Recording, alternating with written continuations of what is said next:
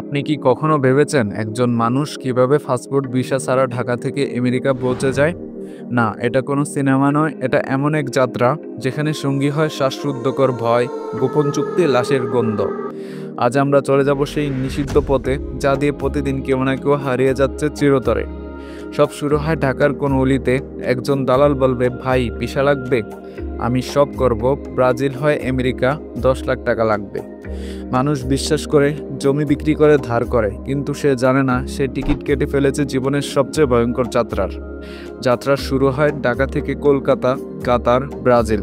পাসপোর্টে ভুয়া স্টাম্প, চুক্তির এজেন্ট। পাসপোর্ট কেড়ে নেয় দালাল, তাকে নিয়ে যাওয়া হয় অচেনা গুদামে। সেখানে 25 জন লোক, সবাই একসাথে, সবাই অসহায়। এবার শুরু হয় আসল road, Brazil, Peru, Ecuador, Colombia.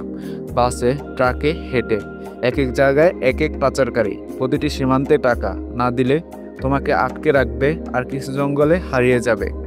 অনেকে আর ফেরে না, কেউ মার খায়, কেউ বিক্রি হয়ে যায়, আর কেউ হয়ে যায় নিখোঁজ। এরপর আসে দারিয়েন গ্যাপ, বিশ্বের সবচেয়ে ভয়ঙ্কর জঙ্গল। পানামা আর কলম্বিয়ার মাঝখানে এক ভয়ঙ্কর অরণ্য এলাকা, যার নাম দারিয়েন গ্যাপ। প্রায় 106 কিলোমিটার জুড়ে এই বনে নেই কোনো রাস্তা, নেই মোবাইল নেটওয়ার্ক, আছে শুধু জোক, সাপ, বন্দুকধারী গ্যাং এবং প্রাকৃতিক বিপদ। এ পথে যারা হাঁটে তাদের চোখে একটাই স্বপ্ন, আমেরিকা পৌঁছানো।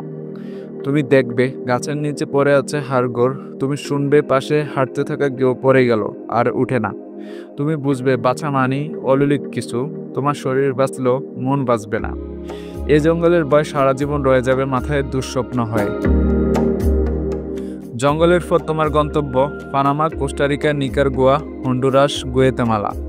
প্রতিটি সীমান্তে নতুন এজেন্ট, পুলিশ দেখো না দেখার ভান করবে। নারী অভিবাসীদের জন্য এখানটা সবচেয়ে ভয়ঙ্কর। তাদের শরীর হয় টিকিট, আর পুরুষদের দেওয়া হয়ে পড়ে নেশার গাড়ি। খাবার নেই, পানি নেই, তবুও সবে হাঁটছে, কারণ ফিরবার পথ নেই। তুমি এখন মেক্সিকোতে, শেষ স্তরের বিভীষিকা। লস জেতাস, সিনালোয়া কার্টেল, গ্যাংলরদের দেশ। তোমাকে ঢুকাবে এক গুদামে, মাসের পর মাস আটকে রাখবে। টাকা না দিলে খুন, মেয়েদের পাচার করে দেওয়া হয়, ছেলেদের দিয়ে করানো হয় মাদক বহন। তুমি যদি বাঁচো তাহলে প্রস্তুত হও মরুভূমির জন্য। এখন মরুভূমি, 50 ডিগ্রি গরম, পায়ে হাঁটা 3 দিন, এক বোতল পানি। তুমি দেখবে কেউ কাটছে, কেউ পড়ে যাচ্ছে। তুমি পারবে না দাঁড়াতে, দাঁড়ালে মরবে। এরপর রাতের অন্ধকারে নদী পার হতে হবে। ভাসমান টাওয়ার, শিশু কোলে, গুলি পাশ দিয়ে ছুটে যাবে। তুমি হয়তো পার হলে, কিন্তু ধরা পড়ে গেলে নিয়ে যাওয়া হবে আইসিই ডিটেনশন সেন্টারে। হাতকড়া, শীতল প্রহর, নোংরা খাবার। এক একজন 1 বছরও বের হতে পারে না। কে কোথায় জানে না কেউ, তুমি নিখোঁজ হিসেবেই থেকে যাবে।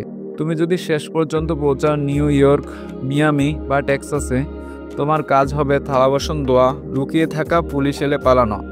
তোমার নাম থাকবে না, ঠিকানা থাকবে না, বাড়িতে ফোন দেওয়ার সাহস থাকবে না। তুমি বাঁচবে, কিন্তু মানুষ হিসেবে নয়, একটা বইয়ের ছায়া হয়ে।